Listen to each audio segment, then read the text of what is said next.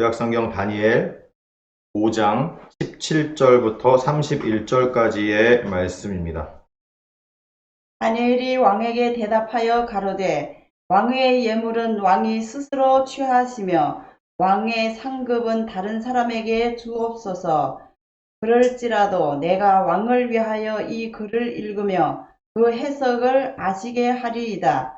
왕이여, 지극히 높으신 하나님이 왕에 붙인 느부갓네살에게 나라와 큰 권세와 영광과 위엄을 주셨고 그에게 큰 권세를 주셨으므로 백성들과 나라들과 각 방언하는 자들이 그의 앞에서 떨며 두려워하였으며 그는 임의로 죽이며 임의로 살리며 임의로 높이며 임의로 낮추었더니 그가 마음이 높아지며 뜻이 강팍하여 교만을 행함으로 그 왕위가 패한 바 되며 그 영광을 빼앗기고 인생 중에서 쫓겨나서 그 마음이 들짐승의 마음과 같았고 또 들나귀와 함께 거하며 또 소처럼 풀을 먹으며 그 몸이 하늘 이슬에 젖으며 지극히 높으신 하나님이 인간 나라를 다스리시며 자기 뜻대로 누구든지 그 위에 세우시는 줄을 알기까지 이르게 되었었나이다.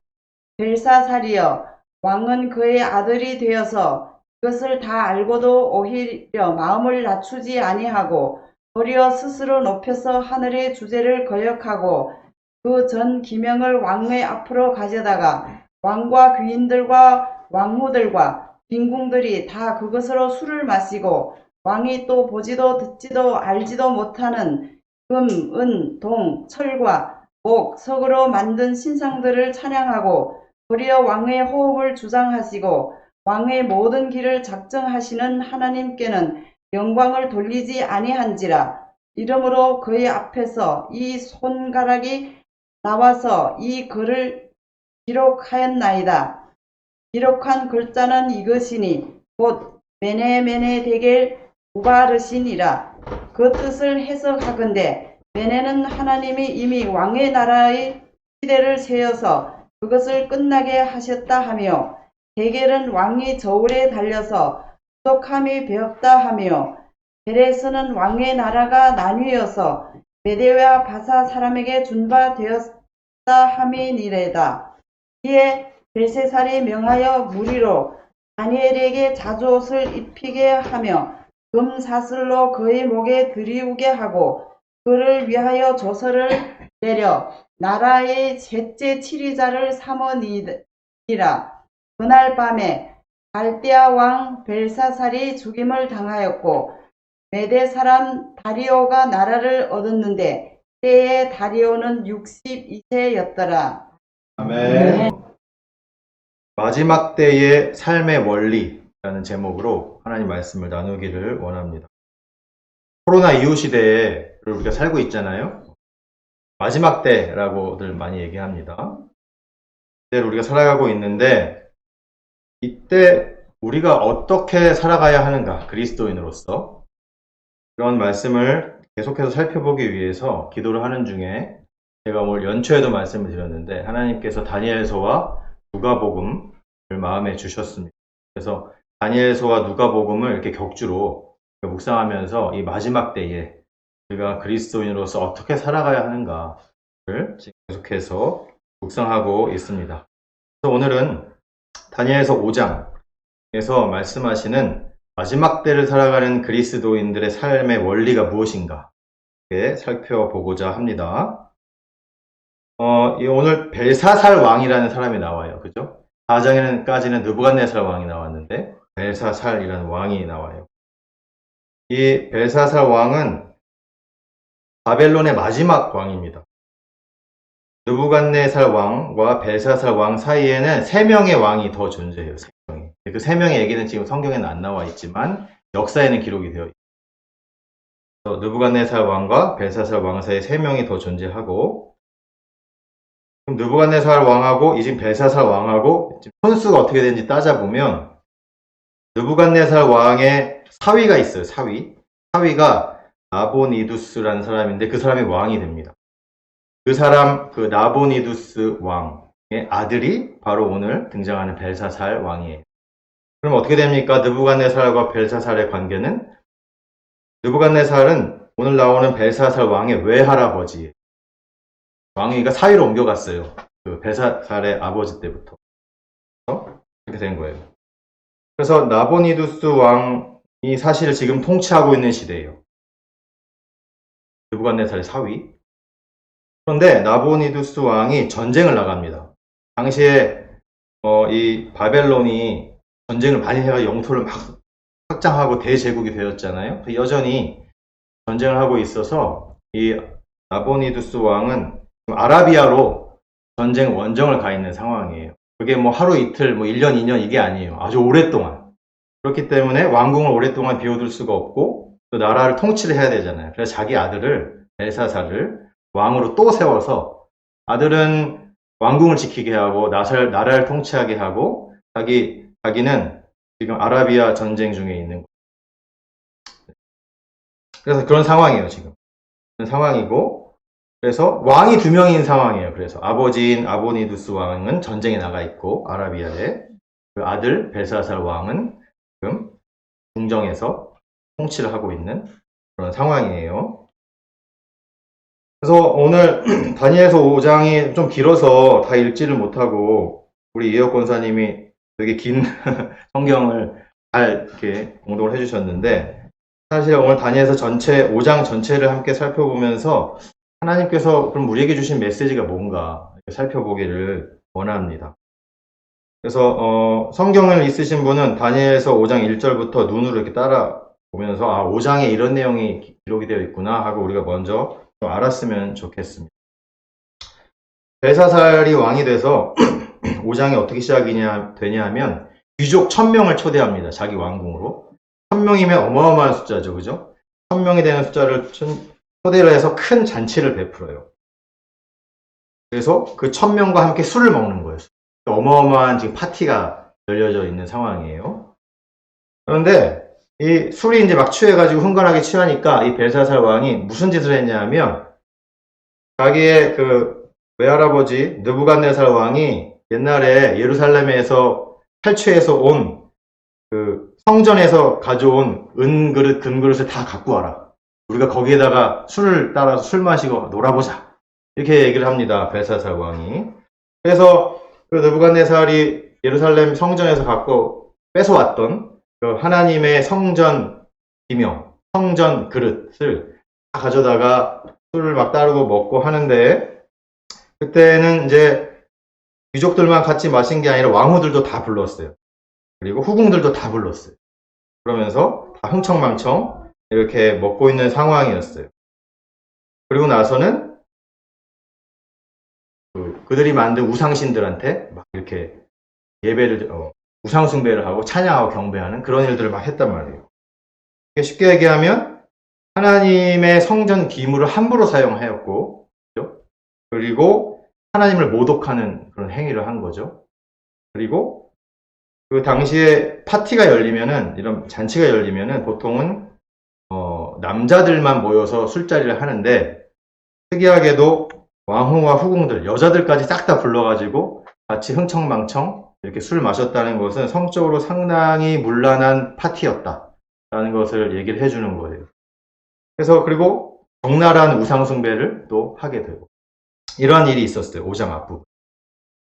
그랬더니 갑자기 손가락이 갑자기 손이 나타나서 그 벽에다 글자를 쓰기 시작하는. 근데 그 글자가 무슨 글자인지 아무도 알 수도 없고 읽을 수도 없고 막 그런 상황이에요. 근데 막 갑자기 손이 나타나가지고 글씨를 쓰니까 너무 무서워가지고 막 그냥 벌벌 떨고 있는 그런 장면이 또 나와요. 그래서 이 벨사살 왕이 너무 막 두렵고 떨리고 무서워가지고 그게 얼마나 무서웠는지 그 표현이 성경에 보면 이렇게 나와요. 6절에 이에 왕의 즐기던 얼굴빛이 변하고 그 생각이 번민하여 넓적다리 마디가 녹는 듯하고 그의 무릎이 서로 부딪힌지라. 달달달달 떠는 거예요. 무릎이 부딪히면 무서워가지고 갑자기 흥청망청 막 술 마시면서 놀고 있는데 손가락이 딱 나타나서 글씨를 쓰기 시작하니까 너무 무서운 거예요. 그래서 왕이 비명을 지르면서 이제 점쟁이들, 술사, 박수 다 불러 모읍니다. 지혜자들 다 불러 모아 도대체 이게 뭐냐, 무슨 일이냐, 이렇게 얘기를 하는 거예요. 이걸 나한테 얘기해주면 내가 자주색 옷을 입히고 금목걸이를 주고 그를 이 나라의 세 번째 통치자로 삼겠다, 이렇게 공포를 합니다. 왜 셋째 통치자겠습니까? 아까 제가 처음에 얘기했듯이 아버지 왕이 있고 자기도 왕이니까 그 다음에 셋째 통치자를 삼겠다는 얘기예요. 그러니까 어마어마한 거죠. 국무총리 정도 되는 높은 지위를 주겠다는 거예요. 예전에 애굽에서 총리가 됐던 요셉처럼 그만한 위치를 주겠다는 거예요. 그런데 사람들이 그런 얘기를 들었음에도 능히 그 누구도 그 글씨를 읽을 수 있는 사람조차 없었다라는 거예요. 도대체 이게 무슨 일입니까? 그러니까 이 벨사살 왕이 너무 고민이 많고 힘들고 막 너무 그냥 얼굴빛이 변할 정도로 근심하였다, 이렇게 성경을 기록하고 있어요. 그러는 찰나에 도대체 어떻게 해야 할지 모르는 상황인데 갑자기 어쩐 왕비가 등장을 합니다. 근데 그 왕비는 이 벨사살 왕의 아내가 아니고 과거 외할아버지 느부갓네살 왕의 왕비였던 할머니 해후가 10절에 등장을 해요.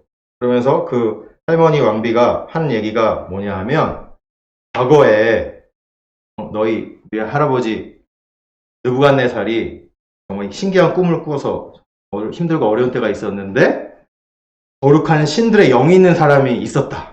그 사람이 바로 다니엘인데 그 사람이 그때도 그 하나님의 지혜로 신묘막측하게 신통방통하게 꿈 해석을 했다. 그래서 이 일을 해결한 적이 있다 하고 이 얘기를 해주는 거예요. 그 할머니 왕비가. 그랬더니 이 벨사살 왕이 그럼 다니엘을 불러야겠다. 다니엘을 부릅니다. 다니엘을 부르고 얘기를 합니다. 네가 만약에 이 글씨를 읽고서 나한테 해석을 제대로 해주면 내가 너한테 자주색 옷을 입히고, 자주색 옷을 입힌다는 것은 거의 왕 수준의 대우를 해주겠다라는 의미예요. 그리고 금목걸이를 주겠다. 그리고 이 나라의 셋째 통치자로 삼아주겠다, 이런 얘기를 또 합니다. 그랬더니 오늘 본문 17절부터 이제 얘기가 시작이 되는 거예요. 다니엘이 나 그거 필요 없습니다.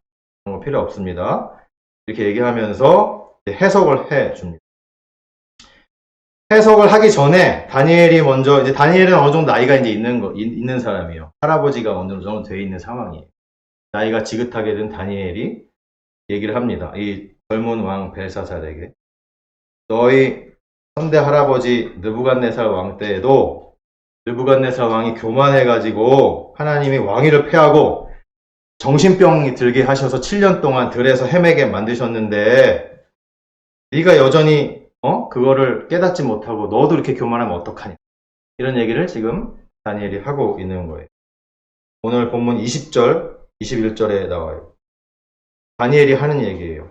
그가 마음이 높아지며 뜻이 완악하여 교만을 행함으로 그의 왕위가 패한 바 되며 그의 영광을 빼앗기고 사람 중에 쫓겨나서 그 마음이 들짐승의 마음과 같았고 들나귀와 함께 살며 소처럼 풀을 먹으며 그의 몸이 하늘의 이슬에 젖었으며 지극히 높으신 하나님이 사람 나라를 다스리며 자기의 뜻대로 누구든지 그 자리에 세우시는 줄을 알기에 이르렀나이다. 너희 할아버지 왕 느부갓네살 왕이 다 경험했다. 이렇게 정신병 걸려가지고 짐승처럼 7년 동안 들에서 풀 뜯어먹으면서 살았는데 네가 아직도 그걸 깨닫지 못하느냐, 이 얘기를 하고 있는 거예요.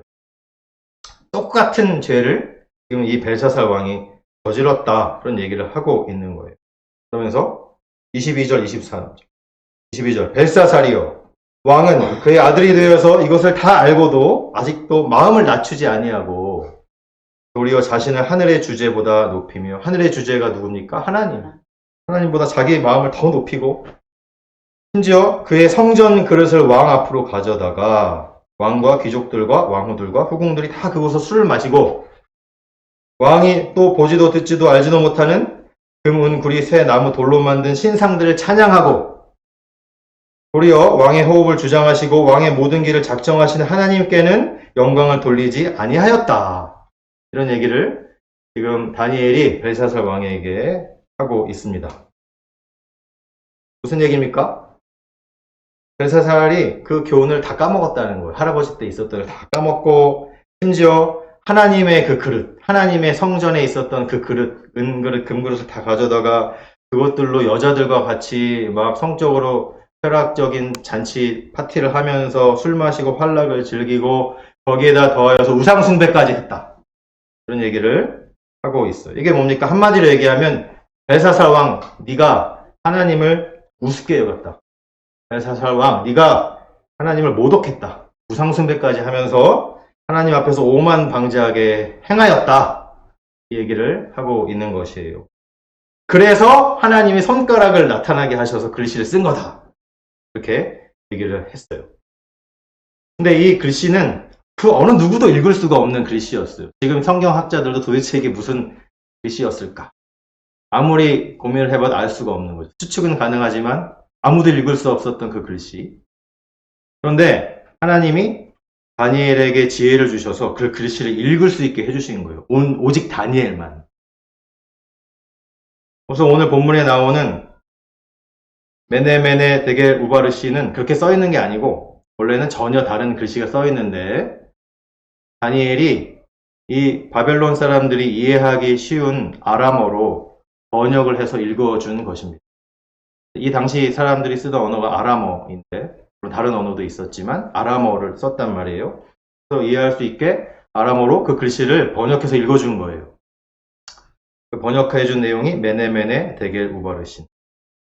이것이 문자적으로 여러분 무슨 뜻이냐 하면 뜻을 알아도 해석하기 어려운 그런 내용이에요. 뜻은 뭐냐 하면 이런 뜻이에요.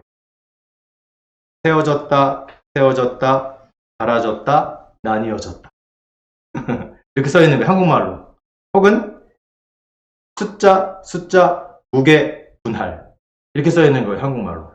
도대체 이거 뜻을 한국말로 읽을 줄 알아도 뜻이 뭔지 모르겠는 상황이죠. 근데 그거를 오늘 다니엘이 26절, 27, 28절에 해석을 해줘요.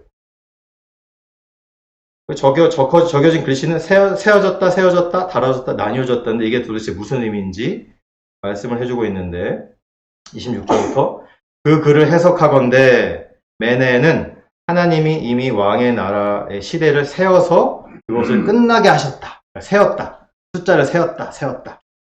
왕의 나라의 시대를 하나님이 세워서 그것을 끝나게 했다. 이렇게 해석을 했어요.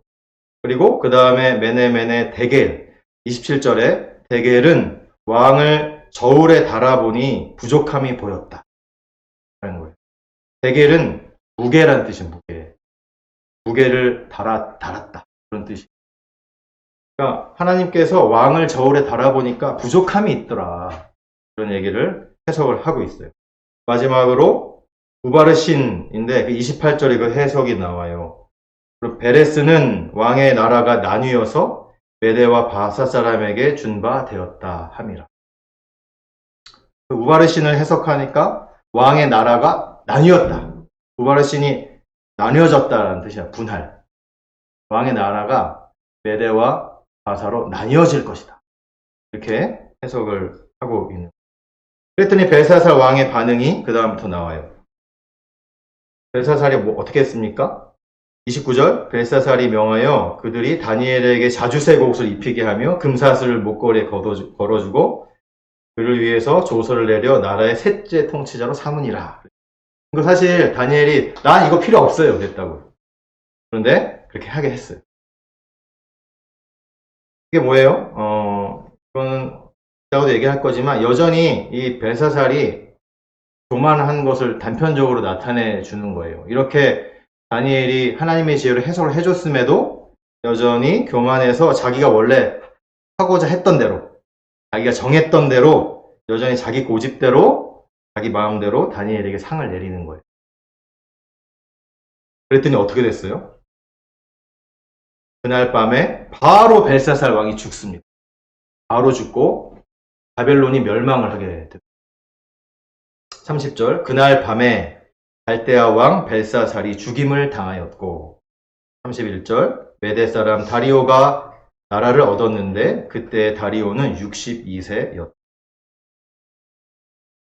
나라가 멸망합니다. 벨사살은 당연히 죽었어요. 역사의 기록에 따르면 이날 밤에 메대 군사들의 기습이 있었다. 이렇게 기록을 하고 있습니다. 기습 공격을 당해가지고 왕궁에 있던 벨사살 왕이 즉사를 하고 나라가 바뀌고 왕이 바뀌는 그런 일이 있었습니다. 이게 다니엘서 5장에 나오는 전체적인 내용이에요.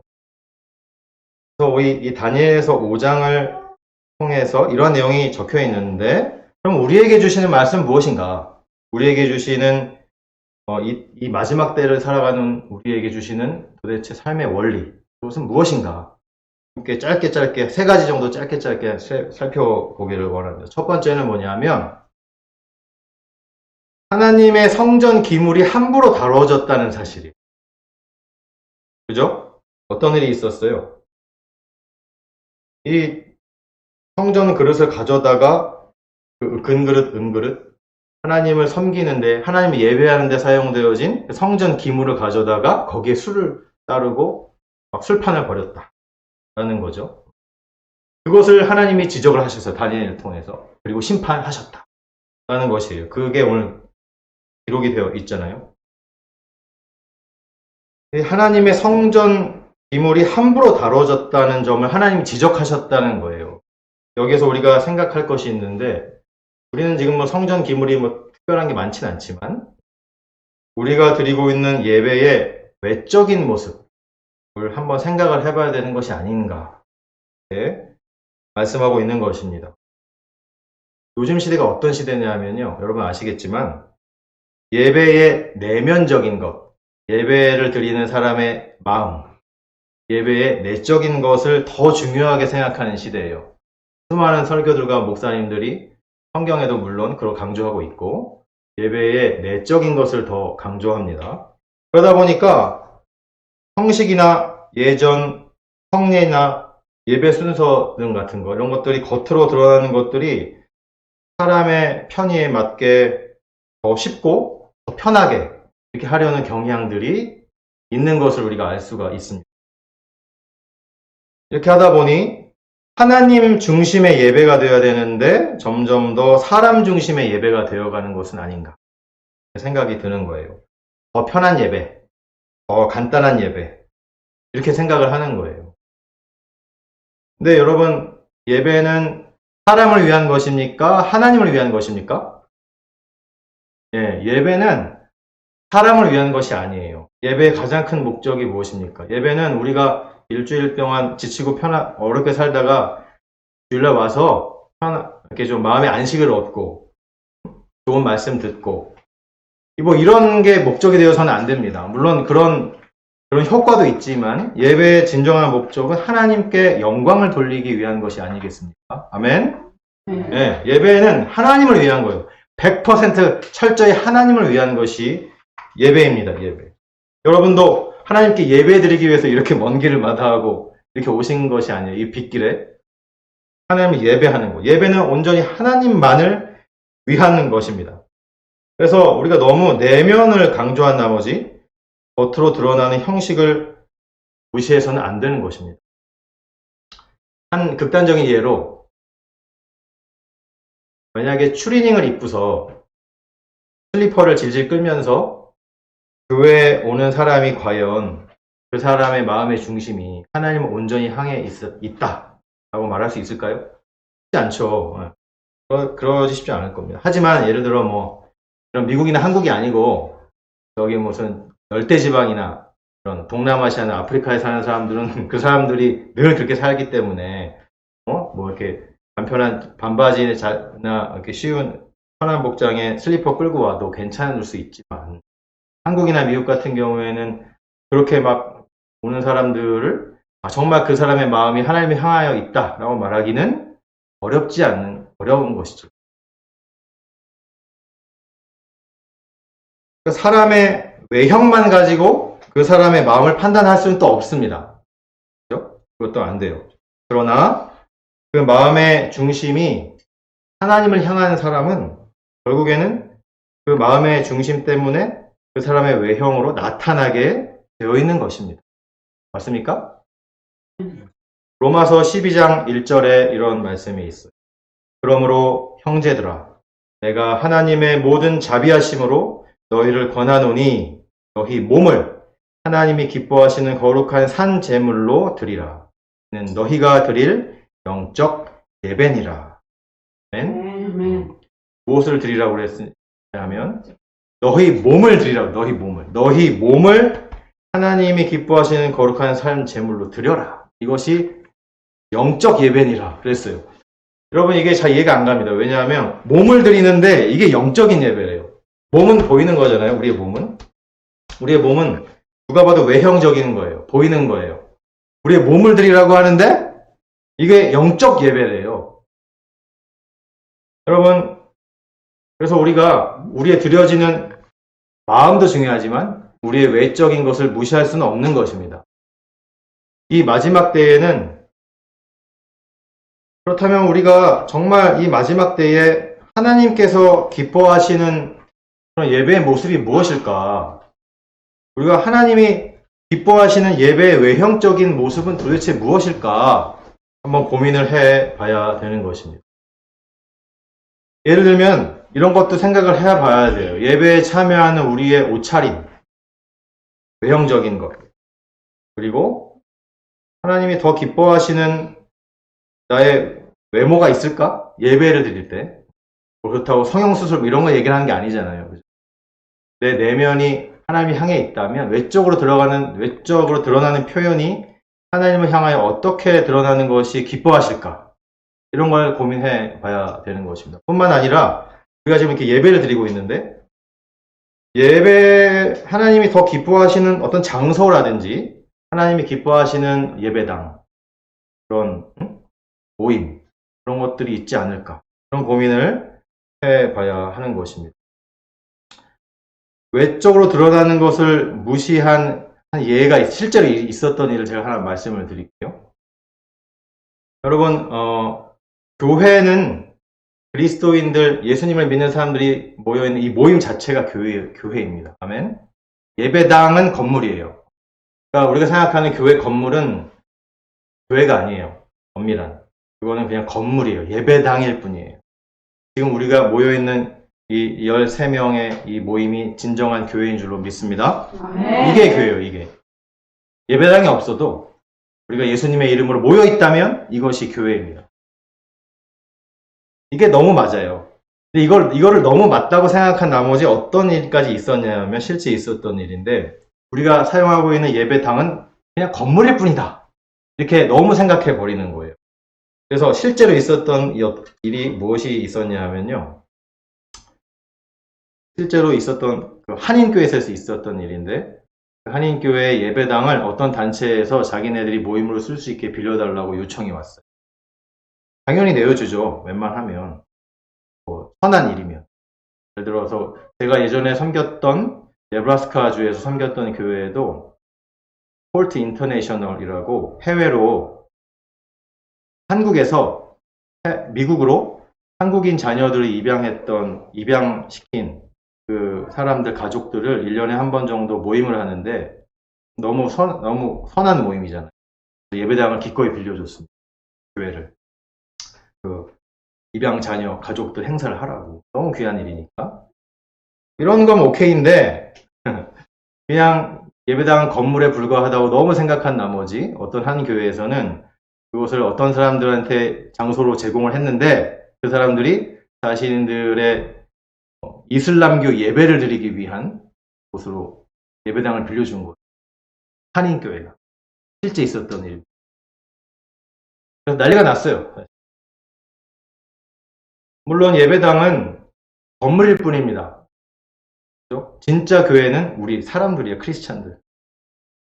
하지만 오늘 본문에서도 하나님의 성전 기물을 함부로 사용했을 때 하나님이 어떻게 생각하시는가 이게 나와 있는 것처럼 겉으로 드러나는 외형적인 것도 결코 무시해서는 안 된다라는 것을 단편적으로 보여주는 것입니다. 여러분, 우리는 코로나 이후 시대에 살고 있죠. 그죠? 모이고 싶어도 모이기가 어려워요. 여러분, 우리 얼마 만에 만났습니까? 이게 지금. 얼마 만에 만났습니까? 전통적인 예배의 외형적인 것들이 변화되어야 하는 것은 분명합니다. 뭔가 변화는 있어야 돼요. 시대가 바뀌었기 때문에. 변화되어야 하는데, 어떻게 변화하는 것이 하나님께서 기뻐하시는 모습일까? 우리 인간이 편한 모습이 아니라 하나님께서 기뻐하시는 모습으로 어떻게 바꿔갈 수 있을까? 그런 고민을 해야 되지 않겠습니까? 전통적인 예배 형식도 변해야 하는 시대입니다. 이러한 마지막 때에 하나님께서 기뻐하신 예배하는 모습이 무엇일까 고민하면서, 그러면서 우리가 아무리 이 시대가 힘들어지고 어려워지더라 하더라도 더 힘들어질수록 오히려 더욱더 예배 중심의 삶을 살아야 하지 않겠습니까? 그래서 우리는 하나님이 기뻐하시는 예배의 모습, 그리고 더 예배 중심의 삶을 살아야 할 줄로 믿습니다. 두 번째는 오늘 본문에 나오는 오늘 5장에 등장하는 다니엘을 통해서 우리가 배워야 할 중요한 삶의 원리가 있습니다. 다니엘은 이미 그 할아버지 왕 느부갓네살 때에 이미 큰 공을 세웠어요. 그죠? 그게 이제 다니엘에서 2장, 3장, 4장 쭉쭉 나오는 얘기. 이미 큰 공을 세워서 이미 다니엘은 높은 위치에 있었단 말이에요. 그런데 오늘 보세요. 오늘 본문을 보면은 다니엘이 왠지 잊혀져 있는 사람처럼 등장합니다. 아무도 다니엘을 기억을 못해요. 여러분 뭔가 이상하지 않아요? 다니엘은 이미 느부갓네살 왕 때 공을 여러 번 세워가지고 아주 높은 위치에 있었단 말이에요. 다니엘에서 2장 48절 왕이 이에 다니엘을 높여 귀한 선물을 많이 주며 그를 세워 바벨론 온 지방을 다스리게 하며 또 바벨론 모든 지혜자의 어른을 삼았으며. 그래서 아주 높은 사람이 됐어요 이미. 근데 지금 오늘 벨사살 왕 때 보니까 누군지도 잘 몰라. 잊혀져 있어요. 그럼 왜 그랬을까요? 이 다니엘이 왜 잊혀져 있을까? 여러분 다니엘은 본인이 원하면 이 느부갓네살 왕 때 받은 높은 권력과 지위와 부로 더 높은 삶을 살 수 있었단 말이에요. 그런데 이 다니엘은 부와 권력을 추구하는 삶을 살지 않았어요. 그래서 잊혀진 거예요. 오죽하면 느부갓네살의 아내였던 할머니 왕비가 그거를 귀띔해서 알려줘야지만 기억할 수 있을 정도로 잊혀진 존재가 된 거예요. 오늘 본문에도 나와요. 오늘 본문에 다니엘이 어떤 사람이었는지 또 나와요. 오늘 본문에 벨사살 왕이 뭐라고 그랬어요? 16절에 네가 이 글을 읽고 그 해석을 내게 알려주면 내가 너한테 자주색 옷을 입히고 금사슬을 내 목에 걸어주어서 너를 나라의 셋째 통치자로 삼을 것이다.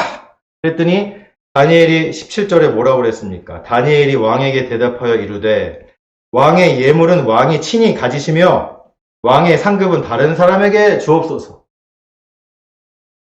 당신이 주겠다고 한 그 금사슬 자주세고 나 필요 없다. 당신이 그냥 가져라. 그리고 셋째 통치자 그 나 필요 없다. 다른 사람 줘라. 이렇게 얘기하는 다니엘의 모습을 우리가 볼 수가 있습니다. 여러분 우리는 어떻습니까? 여러분 마지막 때를 살아가는 그리스도인은 돈과 명예와 권력을 추구하는 삶을 살아서는 안 됩니다. 여러분 기본적인 의식주가 어느 정도 해결이 됐다면 내가 진짜 밥 굶지 않고 옷 헐벗지 않고 그래도 부족하지만 누울 수 있는 곳이 있다면 더 많은 물질과 더 큰 힘을 추구해서는 안 됩니다. 오늘 다니엘을 보십시오. 다니엘. 능히 할 수 있지만 그렇게 하지 않았어요. 하나님은 다니엘의 이 삶의 자세를 통해서 마지막 때 우리들이 어떻게 살아가야 하는가를 보여주고 계신 것입니다. 너무 돈에 매여 살면 안 됩니다. 더 큰 이익을 보기 위해서 온 마음이 거기에 빼앗겨서는 안 됩니다. 반대로 내가 작은 손해를 보게 되었다고 해서 거기에 또 마음을 너무 빼앗겨서도 안 됩니다. 그렇게 자꾸 그런 것에 마음을 빼앗기면 결국엔 돈이 우상이 되는 거예요. 내가 어떻게 하면 더 이익을 볼까? 내가 조금 손해봤는데 그 너무 안타깝고 너무 괴로워. 그 손해 때문에. 그런데 결국에는 그것에 내 마음을 뺏기는 거예요. 디모데전서 6장 10절 돈을 사랑함이 일만 악의 뿌리가 되나니 그것을 탐내는 자들은 미혹을 받아 믿음에서 떠나 많은 근심으로써 자기를 찔렀도다. 근심을 할 수밖에 없는 거예요. 근심이 되죠. 내가 돈을 사랑한다 말은 안 하지만 이런 일이 닥치면 그 돈 문제 때문에 마음을 뺏겨버리는 거예요. 근심이 됩니다. 여러분 오늘 다니엘을 보십시오. 성경은 부자로 살지 말라라고 말씀하지는 않습니다. 물론 예수님이 부자가 천국에 들어가는 것이 낙타가 바늘귀 들어가는 것보다 어렵다 말씀하셨지만 성경은 전체적으로 보면 부자로 살지 말라라고 말씀하지 않습니다. 부자로 살지 말라는 것은 아닙니다. 그러나 그것이 목표가 되어서는 안 된다라고 말씀을 하고 있는 거예요. 목표는 무엇이 목표냐 하면 하나님을 추구하는 삶이 목표가 되어야 한다라고 말씀하시는 것입니다. 여러분 목표는 하나님의 나라인 것입니다. 아멘. 여러분 우리의 목표는 영혼의 구원입니다. 여러분 우리 교회의 목표는 전도이고 선교인 줄로 믿으시기 바랍니다. 아멘. 우리 교회 전체뿐만 아니라 우리 각자 개개인의 삶의 목표도 이와 같아야 되는 줄로 믿습니다. 아멘. 이렇게 하나님께서 기뻐하시는 목적을 위해서 나에게 잠시 맡겨두신 물질을 기꺼이 드릴 줄도 알아야 하는 것입니다. 오늘 다니엘을 보십시오. 다니엘은 자기에게 맡겨주신 일이 무엇인지 잘 알고 있었어요. 그죠? 너무 잘 알고 있었어요. 내가 하나님을 위해서 무슨 일을 감당해야 되는지 이 시대에 다니엘은 잘 알고 있었어요. 자신의 사명이 무엇인지 알고 있었어요. 우리도 하나님이 우리에게 맡겨주신 사명이 무엇인지 알아야 합니다. 그래야 돈에 유혹되지 않고 그 하나님이 맡겨주신 사명을 위해서 우리가 나아갈 수 있는 것입니다. 하나님께서 맡겨주신 일을 해야 하는 것입니다. 여러분 우리 교회가 반드시 해야 될 사명이 있습니다. 반드시. 그것이 뭐냐 하면 이것은 교회가 죽어있는 교회인지 아니면 살아있는 교회인지 구별할 수 있는 아주 중요한 사명입니다. 그것이 뭐냐 하면 바로 선교입니다. 선교. 영혼 구원의 사역입니다. 우리 PGM 장로교회가 미약하죠. 그죠? 아직 개척 중에 있는 작은 교회지만 하나님이 허락하시는 대로 적게라도 매월 선교지에 있는 선교사님들 도와줬으면 좋겠습니다. 여러분 선교사님들은 워낙에 힘드신 분들이죠. 그죠? 그런데 코로나 이후에 어떻게 했습니까? 선교를 접고 들어오신 분들이 파다합니다. 선교 사역이 다 길이 막혔습니다. 교회도 힘든데 선교지인 선교사님들이 어떻게 버텨나겠습니까? 선교비가 다 끊깁니다. 힘들고 어려운 선교사님들이 너무 많아요. 우리 교회도 미약하지만 적게라도 선교사님들을 도왔으면 좋겠습니다. 아멘. 아멘. 그것이 하나님께서 기뻐하시는 것이 분명하기 때문입니다. 마지막 세 번째로 여러분 교만을 경계해야 됩니다. 2주 전에 다니엘 4장에서도 느부갓네살 왕이 하나님께 징계를 받은 가장 큰 이유가 교만이었잖아요. 이 교만은 성경에서 너무너무 많이 말하고 있어요. 너무너무 우리가 벗어나기 자유롭기 힘든 죄성입니다. 느부갓네살도 교만으로 무너졌고 오늘 다니엘서 5장의 벨사살 왕도 교만으로 무너진 것입니다. 이러한 교만은 결국에는 여러분 어떻게 나타나는 줄 아세요? 우상숭배로 나타나요. 여러분 우상숭배가 다른 신을 섬기는 게 우상숭배가 아니에요. 이 시대에는. 나의 교만이 우상숭배로 어떻게 나타나냐 하면 나의 교만, 결국엔 내 맘대로 사는 게 교만인데 내 맘대로 사는 사람은 결국 나를 믿고 사는 게 되는 거예요. 결국 내가 하나님의 자리에 서게 되는 거예요. 그러니까 내 맘대로 사는 사람은 내가 하나님 자리에 서 있는 거예요. 그러니까 교만한 사람은 나도 모르는 사이에 스스로 나의 신이 되어가는 것입니다. 여러분 마지막 때에는 자기 자신이 우상이 되는 것을 경계해야 됩니다.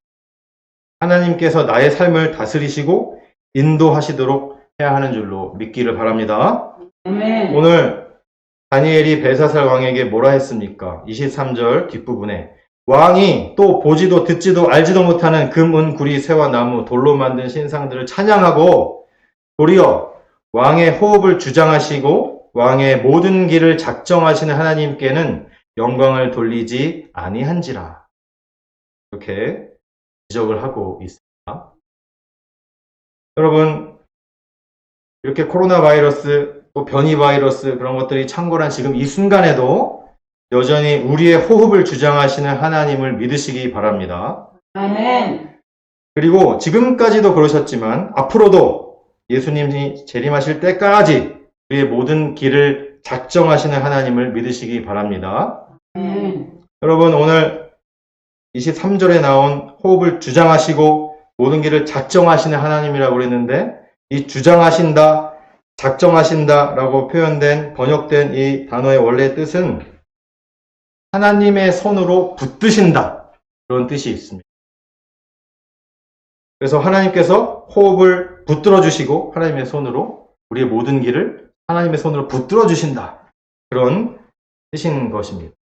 여러분, 하나님께서 하나님의 손으로 우리의 모든 호흡을 붙드시는 줄로 믿기를 바랍니다.